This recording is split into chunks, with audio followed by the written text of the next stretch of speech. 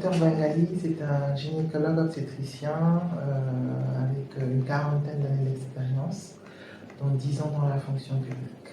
Alors, les 30 années ont été consacrées dans le privé. C'est une dame qui s'est beaucoup battue pour le développement de sa spécialité, pour la promotion de sa spécialité et pour la promotion de la femme.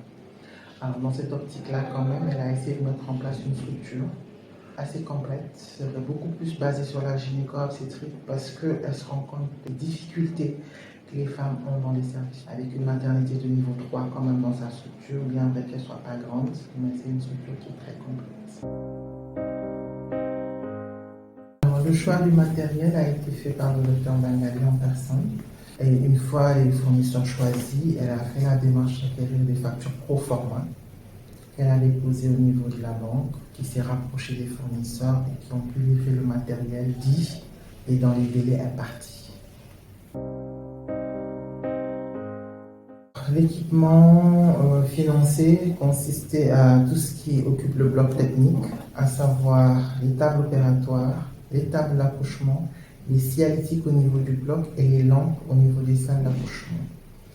Au niveau de l'hospitalisation, tout ce qui est lit d'hospitalisation, qui sont des lits médicalisés, qui sont entièrement électriques, de même que des appels malades.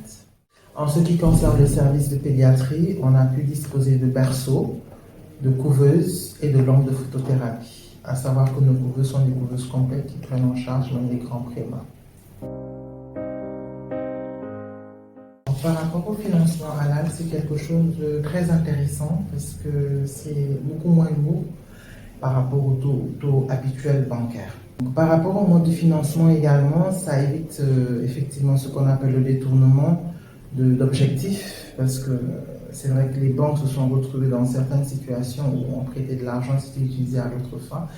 C'est vrai que là, mettre en rapport la banque et le fournisseur, c'est quelque chose de plus facile. Il se retrouve juste avec son matériel livré et donc il n'a plus qu'à travailler et rembourser. Moi, je pense que c'est quelque chose de très intéressant.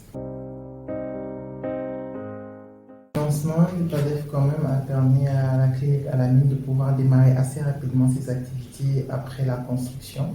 Ça permet également au Dr Bengali quand même de mettre en avant son désir de la promotion féminine en créant pas mal d'emplois, à peu près une quarantaine, avec une majorité de femmes employées. Et elle s'évertue quand même dans ses recrutements à favoriser les femmes avec le profil. Et même certaines qui n'ont pas le profil sont dans la formation.